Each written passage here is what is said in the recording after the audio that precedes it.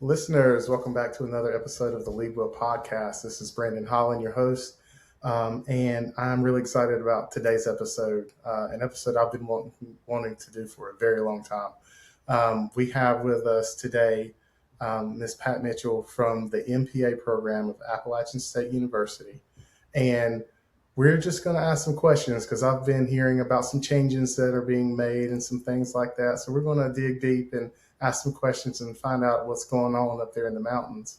But before we get started, Pat Mitchell, welcome to the show. Thank you very much. Appreciate being here. Absolutely. Before we get into the MPA program and all that stuff, can you give our listeners just a little bit of your background and some of the things you've done and what you're doing now? Sure. I'm currently the director of the MPA program at Appalachian State. I have been full-time at the university since 2017. Prior to that, I was the Assistant Secretary of Commerce for the Rural Economic Development Division. Prior to that, I was with Ashe County government, both as an economic developer and then county manager for 2 years.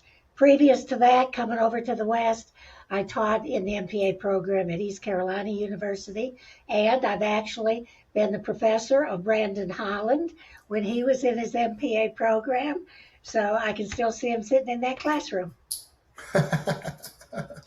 Good times, good Yes, times. it was good times. Absolutely. Well, thanks for being on the show. So I'm curious of what's going on up there in Boone, and you've got some other campuses I know, but I hear about some changes and things. What's going on with the MPA program up at App State? Okay. Well, in our MPA program, we teach or have up until this time in 3 locations. We have the Boone main campus, and those students are typically fresh from undergrad, is we pre-service students. A few in service, they have full-time public sector jobs. But we also have taught a Hickory cohort at the new Hickory building. We've taught that for years. And we have a Winston-Salem cohort. So professors would travel to Hickory, professors would travel to Winston-Salem, and we would have courses there that you could go to Winston or the Hickory and complete your MPA program. In the last, and we blame a lot of things or give credit for a lot of things to the pandemic. But one thing the pandemic did was teach us there's different ways to do things. And people got used to, not traveling to do certain things. And in recruiting for a new cohort in Winston-Salem the last couple of times, I'm consistently hearing we would really like an online program, or I will hear, coming to class 2 nights a week, you have a family, you have a job. It just isn't convenient for me at this time. So for probably the last 2 years, our faculty and some here in the department have talked about what about an online MPA program. We have finally pushed that button. We are starting the paperwork, and if all goes through as far as getting the paperwork in place on time, in the spring of 27, we will begin an online MPA program. What was known as the Winston-Salem cohort will no longer exist. We will market primarily in Winston-Salem, but students will now be able to get a great MPA from App State. It will be an executive model, which is defined as in-service, full-time public sector employees coming back to get their graduate degree. So as far as the makeup of the class, it's not going to change that much. But students will be able to do it online. In the Hickory cohort, we're also making changes, and we're calling that a hybrid model. We own the Hickory building where, the Hickory campus is. We are going to build a hybrid model where the students that go to class in Hickory, one class will be face-to-face. On Thursday nights, they'll come in and be with the professors in the classroom. The other class that they take will be an online class. for those, the online model as well as for the Hickory model. Students, in-service students, again, full-time public sector employees, will take 2 classes a semester, spring, summer, fall.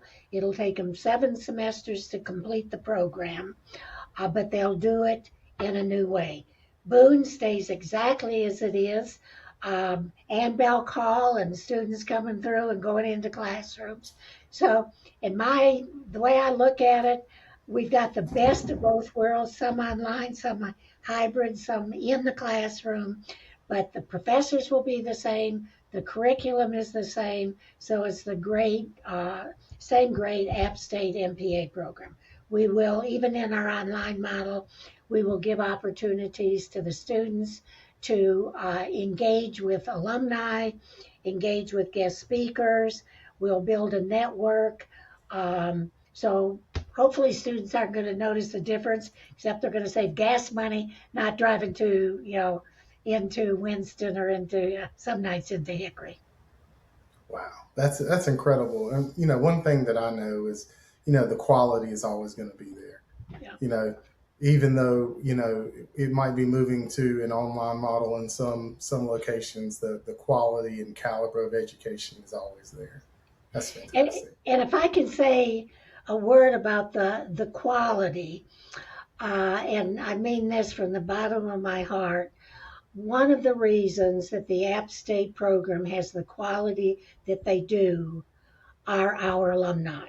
People like you, Brandon, the Local Government Alumni Association, former students from the nonprofit field or from administration of justice.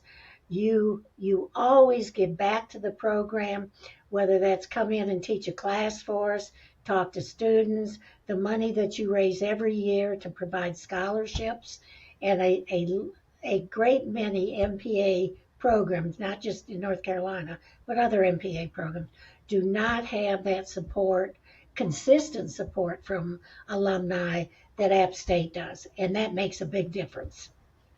It really does. I mean, that was one of the deciding factors when I really narrowed in on what I wanted to major in and do as a career, was really just hearing about the support from the Alumni Association. Yeah. I felt like, when I was a student, I kind of felt like I was a little bit alone on this path, right? And then, I hear about so many great people who have already traveled this path and who are helping others once Right. they start on that path. It's a big help. It's helped me. It's helped my family. It's helped other people. It's a gift that keeps on giving. It really is. It truly is. And I'll tell you, I have never called an alumni member with a request to do something for me that they didn't do it. And that Yeah. includes from trying to place a student in a internship, trying to get me information, just in any number of ways. So that is much appreciated by the program. Oh yeah, yeah. I mean, I'm an example of that. Yeah, I I got a know you call are. a few years ago. Somebody wanted to talk about being a city manager, so I drove and took him out to lunch and helped him get a job as a planning director. And about 2 months ago, he became a city manager. So I Oh, that's mean, great. it's incredible. That's great. And even when I was county manager in Ashe County, and brand new county manager, there were some things I needed help with that I didn't have the training in. And I was talking to somebody one day about it, and they happened to be an MPA grad. And they said to me, said, well, why don't you call so and so? He'll help you out. And I said, well, I don't know him. And they said, oh, that doesn't matter. Just call up. Whoever answers the phone, say that you teach in the MPA program at App State, because I was adjunct at that time. Said, he'll give you all the help you need. And I thought, yeah, right. So I picked up the phone and I called. In 2 minutes. I had that alumni member on the telephone, and he gave me all the help I needed, then referred me to someplace else. And that's how you conduct business. I mean, Yeah. I can't say enough good things about alumni. Oh, absolutely. Me neither. Me neither. So A little bit more on the program. So, someone is in service and they decide they want to do this online degree. Do these folks typically stay in the positions they're in? Do they go after other positions? How does what's the need for an MPA when you're already in service? Well, if you were to ask a new class of in-service students, they would, if I were to ask them, why are you coming for the MPA degree? And typically I'd get an answer like, well, I'd like to, enhance my career. I'd like more knowledge. Eventually I would like to change careers. And sometimes we have students that will come in and they're a few years from retirement and they want a new career in retirement. So about 2 weeks ago, I had a meeting with seven former Winston-Salem students that graduated in 22. And in talking with them, and I was talking to them about the new online model. And of those seven, five had almost immediately after getting the MPA either got a new position, or, for example, one went from a community college into an assistant manager position. One got moved up in the organization in a health department. One of the young men that while he was in the program was a transportation planner. He's now a head of transportation operations, those kinds of things. So some move to new positions because doors open. Others want to stay with their organization, but they want, upward mobility. So, it's a range of things that students will go into, but the MPA is a really good credential to have, both for your existing career. It's a resume builder, as well as moving on to something else. Absolutely. I know, several people on my team have the App State MPA, and I mean, it just it definitely boosts the quality of leadership and education in an individual for sure. Yeah. In fact, I'm helping a town now with their executive search. And one of the things in the job description is an MPA or a comparable, degree. But in other things I've done like that, if you have two equal candidates, both really good skills, but one has that MPA, I won't say necessarily that person gets it, but they're looked at more closely. They get more attention because the the knowledge that you gain in the courses you have access to when you go through a public administration degree, I think makes them more um, they're a bit not I won't use I'll say better candidate. I don't mean better in the sense, the better person or whatever, but the knowledge and the skills stand out more to the person that doesn't have it.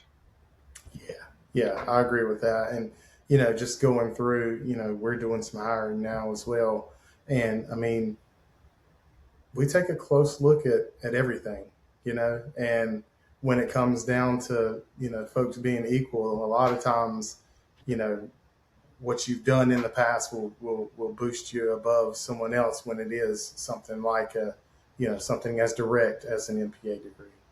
Right. And I can speak from experience.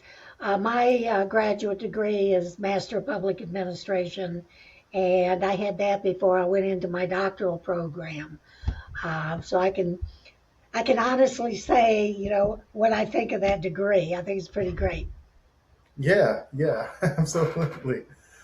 So what are you seeing now with some of the the MPA candidates? Um, are they geared toward a certain career field? I know we're mainly talking about government service, but there's also the nonprofit and not for Right. profit. Um, but are there certain fields that stand out more than others when we're looking at this degree at App State?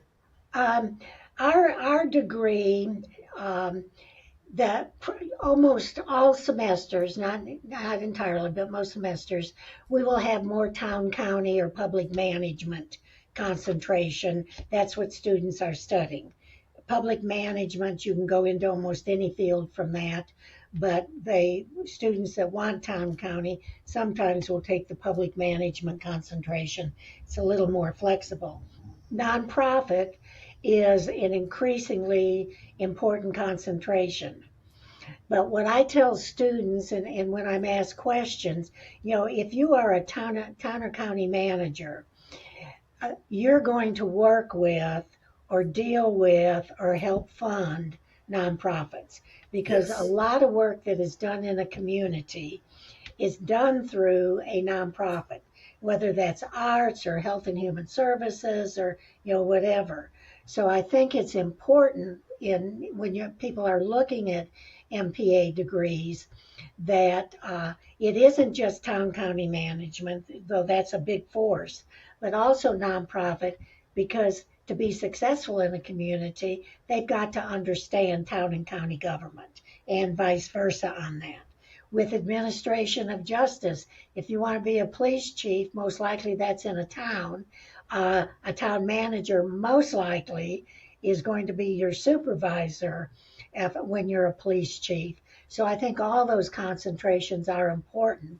And all of us, regardless of the concentration, we are about community service. We want to make communities better places, better quality of life, for the people in that community, regardless of which concentration in a program it is.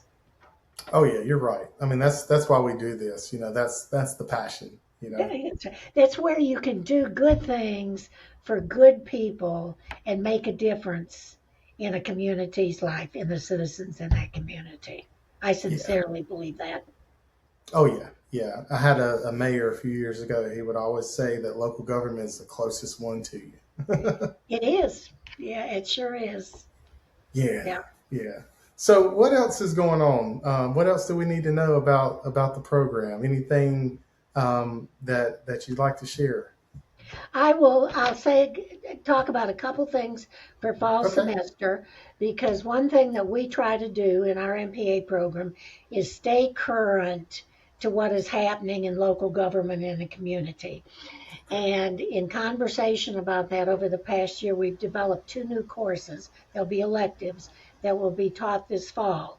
Our research methods professor, Dr. Herr, has developed an applied AI research methods course. So, and professors don't, most of us don't want AI used to generate ideas or assignments. We want Right. original thinking in our courses. But we realize when students leave our program and go into local government, there's many, many ways that a local government or state government is using AI for the provision of services.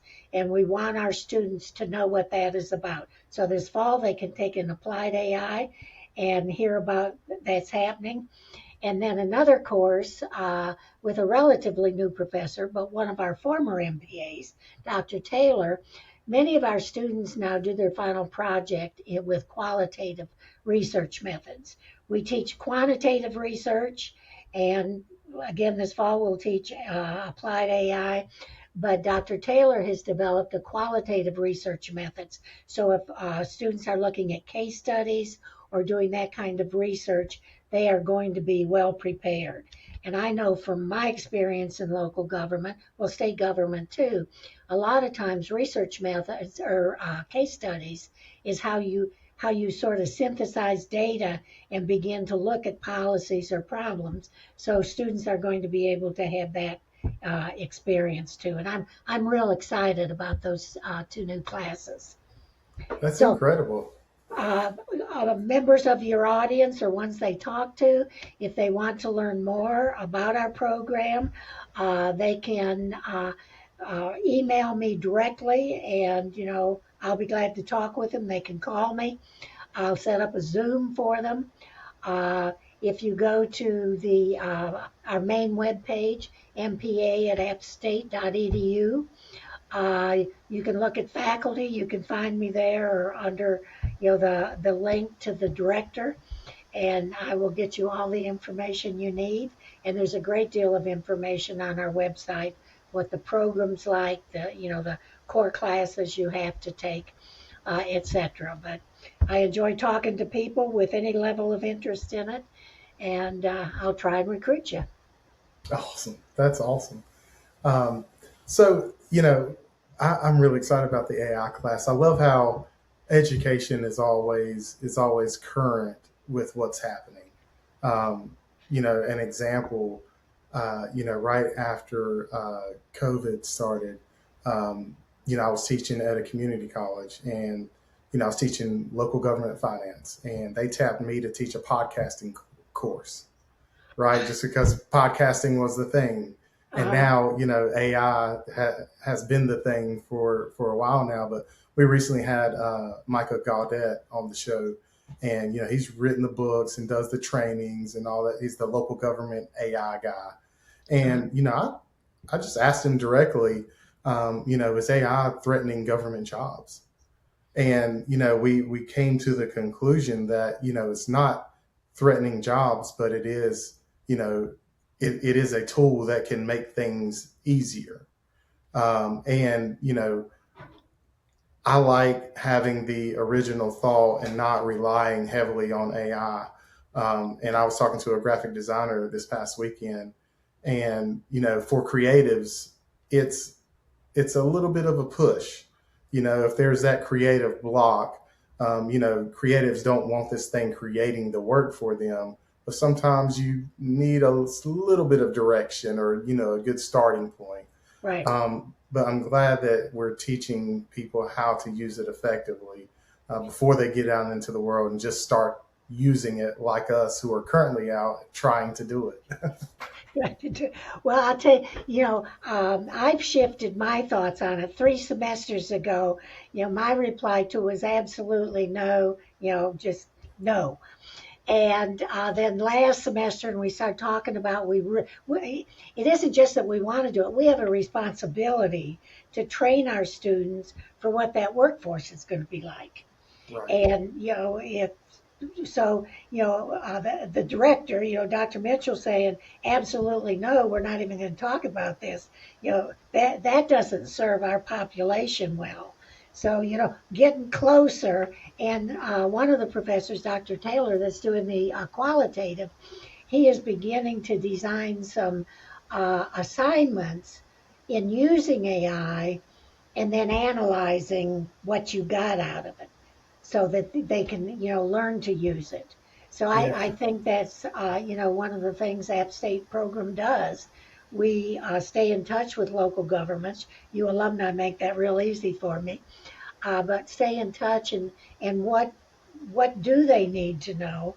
What are the new technologies? In fact, Brandon, we have edited our mission statement for the program and added a statement in there that this foundational knowledge we teach, we put a clause in there, and the advanced technologies that are coming out that are going to affect the Yes. future workforce. So we put it in our mission statement as well as developed a course. So we Oh are yeah. getting there. Oh yeah. The commitment's there. Yeah. That's right. I love it. Yeah. Okay.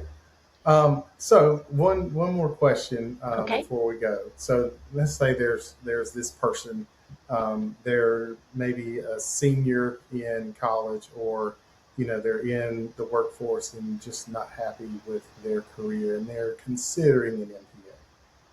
What's your advice to that person who's on the fence of whether or not they should do it? You mean one that doesn't know Yes, what they want, or they're on what's the fence about whether or not to do the MPA. oh, um, I've had that conversation many times, with students. Uh, I don't tell them what they should do or they shouldn't do, but I point out the benefits of government service or community service and what they can get out of the MPA program if that's the track they go. We keep pretty close watch on the jobs that are out there and the kind of jobs people can get. Sometimes I will refer a student if they're really looking at it closely. I'll call an alumni member and ask, can you, talk to this person? Sometimes if they come in and they're not sure they've made the right decision, we can assign a mentor to them to kind of help through, with some of that doubt. I think if someone kind of is on the fence, talk to people that know the programs and let them help you explore, the questions that you might have and where those might lead. That's awesome. Okay. All right. Anything else before we go? Well, I have enjoyed being here, and it is always good to talk to you. I haven't had a one-on-one conversation with you, I guess, since about 3 years ago at a conference. Right. And, Yeah. we got to talk a little bit. So I appreciate your inviting me, and I appreciate being able to do it, Brandon. Absolutely. Thank you for being on and thank you for your time. Yeah. Absolutely. And to the listeners, hey, thank you for being with us for this long and for rocking with us. To the sponsors, HyperX and Shackleford Leadership Institute, thank you guys for sponsoring this show. And listeners, we will have another episode for you in 2 weeks. Thanks for listening.